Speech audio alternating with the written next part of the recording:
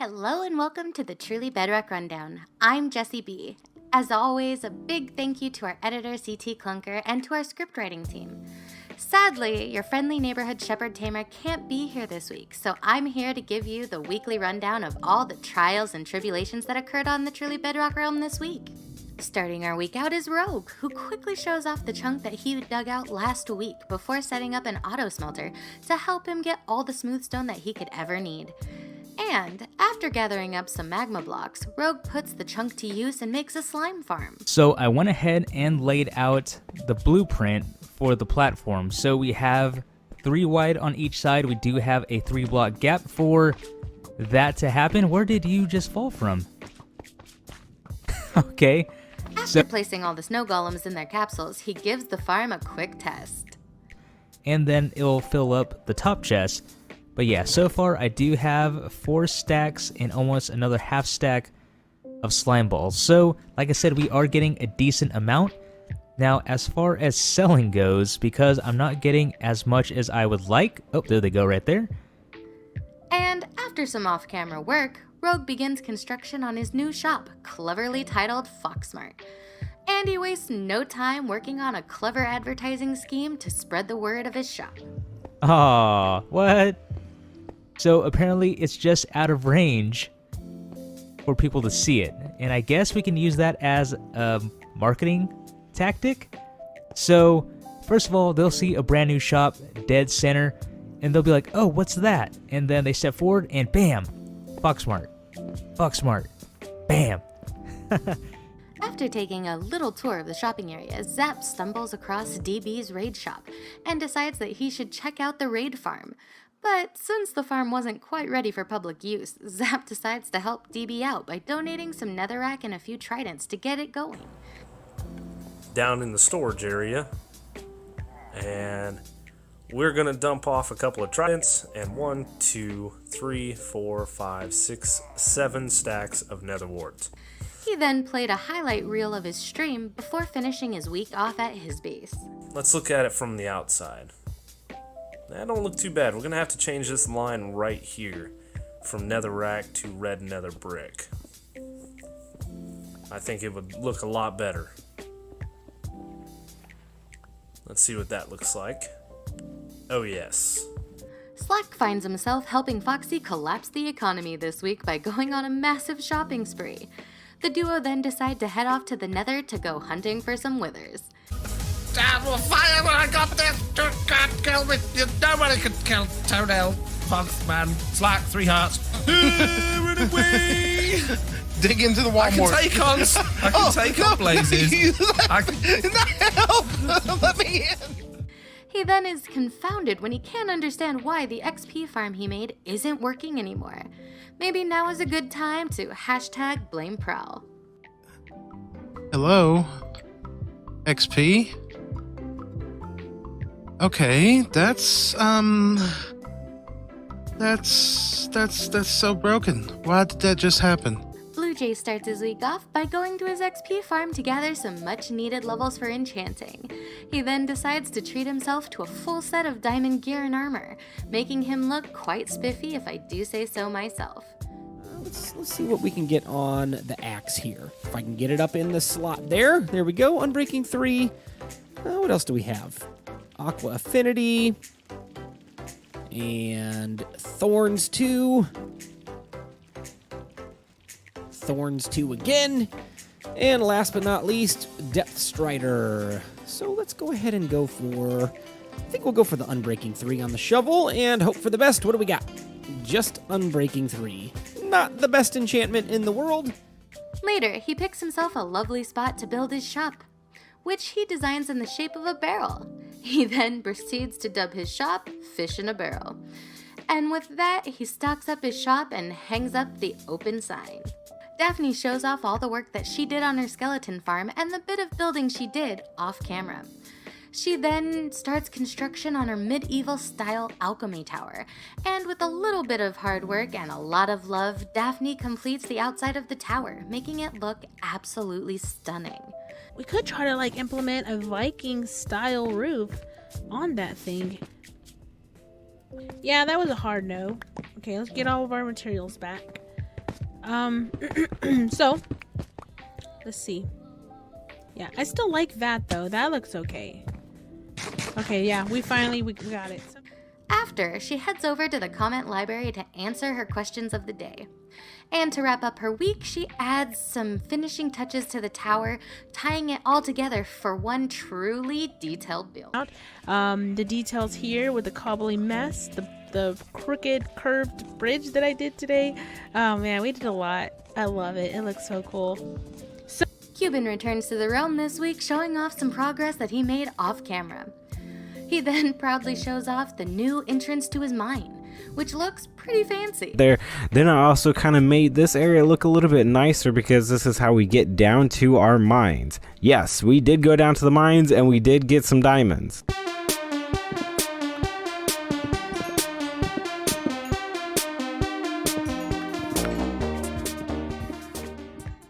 And while mining, he manages to find some shiny blue rocks, making Cuban a few diamonds richer.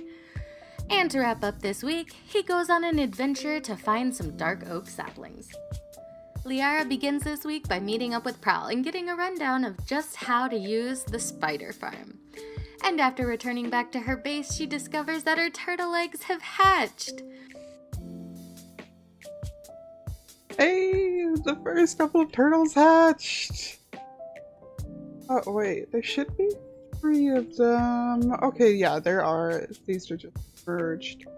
Oh, God, they're so cute! Hi, little guys!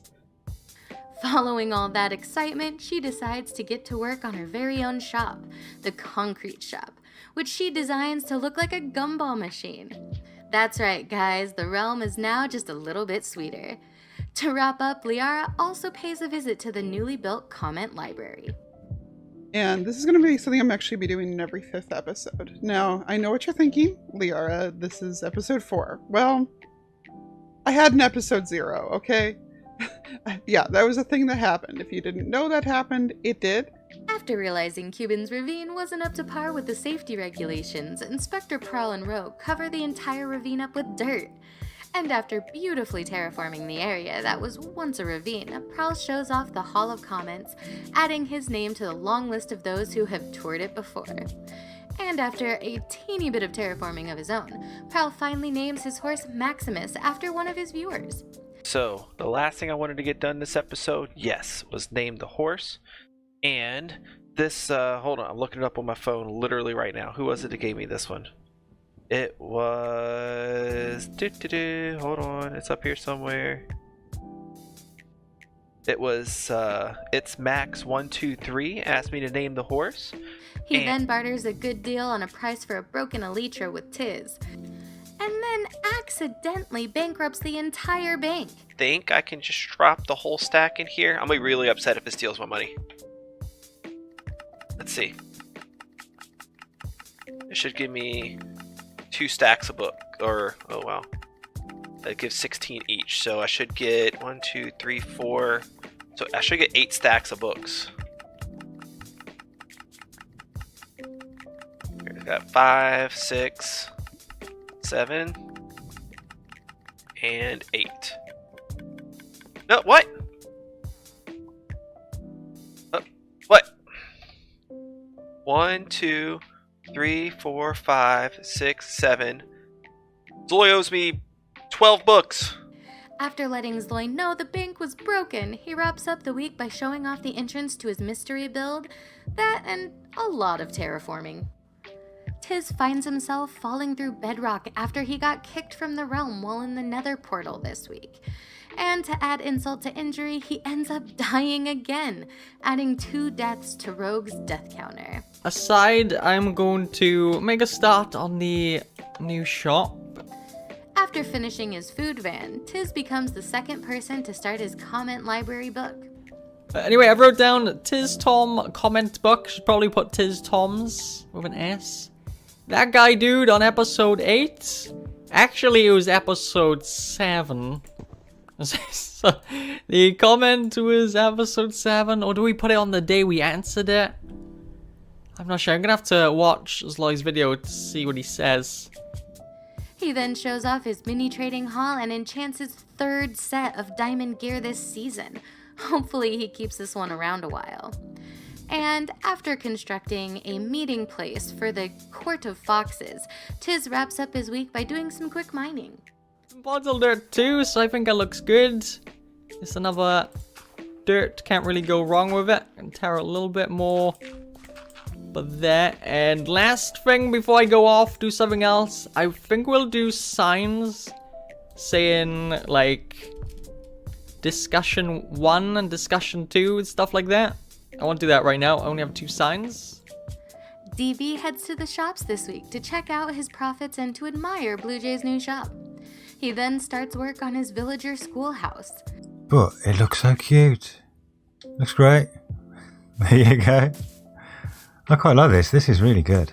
I absolutely love it. After the basic shell of the structure is completed, he takes a break to cure some zombie villagers that he had just lying around.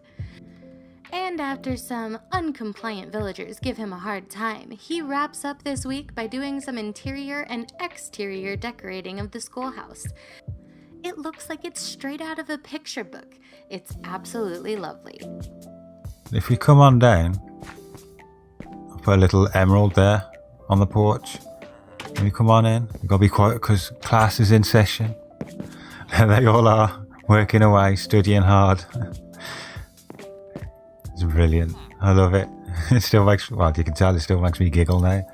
But I've done a tiny bit of decorating. I mean, this is a tiny little space anyway. But I've put some shelving in with some books and some supplies and a bit of a storage box over there. Probably put some books and stuff over. And then a couple of paintings here and there. Plant pot for the teacher. After messing around with some broken villagers, Silent upgrades and renames his sword. He then transfers some sheep into his automatic sheep farm and lets it run for a bit, getting a fair amount of wool. We can do our first ever test harvest of this thing, and there goes just about everyone. Let's do that one more time, and still not everyone is harvested. Come on now, sheeps. What are you doing? Get harvested. This one over here is just not having it. He'll get harvested eventually. Anyway, all of that wool should be going down here. That is a fantastic amount of wool. Look at that. I put 2 double chests down here because this thing honestly does collect a ton of wool. And after his villagers mysteriously begin to work again, he does a lot of trading, paying off with some great villagers in return. Villager re-rolling, and I've actually gotten some pretty good trades. It just took a pretty long time, so we got ourselves Unbreaking 3 for 14 emeralds. Pretty amazing trade. I will take one of those, thank you very much. And then of course we got our Mending for 18. I actually got Mending for a couple emeralds cheaper, but decided to not keep it because villagers are more important than just a 2 emerald decrease in cost. And after discovering that the bank has been distributing counterfeit pebbles instead of the real ones, he and Zloy both design a brand new currency, which is nearly impossible to counterfeit. I had 4. This is the 4th one. So here's the thing. That was pretty good. I didn't know you had so many of these. I was just pushing you. Silent then finishes off his week by giving us a quick tour of his new shop. Zloy starts off his week by reopening the Hall of Comments. He then takes a moment to read all of his favorite comments so far. Zloy then meets up with Daphne to begin work on the Carrot Lab for the hub. After some quick digging and block placing, the vault is almost completed, besides the lack of roof and access to the tunnel, that is. And so all that's left to do with this project is to, well, fill in the ceiling, which I trust Daphne Lane can do herself, and of course do the giant tunnel, which I believe is generally my task on this server. So Zloy then decides to help Prowl out by giving him some nether brick for the price of 8 stacks of pebbles. And after touring the shopping area with Silent, he shows him the prototype of the new currency, which ends up getting a major redesign. And to wrap up his week, Zloy takes a tour of Silent's base. Functional. Well, you see, it broke earlier because, I don't know if you've heard about Foxy, but he's been having issues with villages becoming like multi-thousand blocks big and just breaking everything, so I think that might have happened over here. I don't know. But this thing is a thing, and it has villagers. So we have basically Unbreaking, we got Mending, efficiency 5, fortune, and looting. So all the good ones that you would want. Alright, so let me get this straight. You basically combined a trading hall with a golem farm. Yeah, pretty much. And it's supposed to be a village breeder. You can see these guys got hearts, but they're not breeding where they should. Alright. One Mr. No-Tail starts his week off by somehow getting stuck inside the spawner he and Slack had made last week. After escaping the Room of Doom, Foxy gets to work on a storage system for all of his items. Many hours of building, decorating, and a lot of fun later, Foxy finally finishes the entrance to the spawner room. He then gives the viewers a special sneak peek. No, I did place it, but it was on the slab, and it went underneath. Oopsie. Well, there we go. A fancy way in and out of our spidery placedness of things. I know. It's amazing. And after explaining the new money system and the plan he has to thwart it, he heads off to the shopping area to do some shopping, only to discover that he now has a competition in the dye market. It's a dye shop. What? But I'm doing dyes. Shop. No. Phantom. What? Someone else selling dyes? Well, this is just not on. He then buys out Zloysby's mending books as part of the grand scheme to collapse the economy. He then wraps up this week by doing some quick wither hunting with Slack and some messing around with the Totem of Undying. And that's all for us. Both Groova and BJ didn't upload a video this week, so we will have to catch them next time. And if you haven't already, please hit that like button and follow us on Twitter for all the latest Rundown news. Of course, as always, the links will be in the description below. We hope that you have a truly amazing day.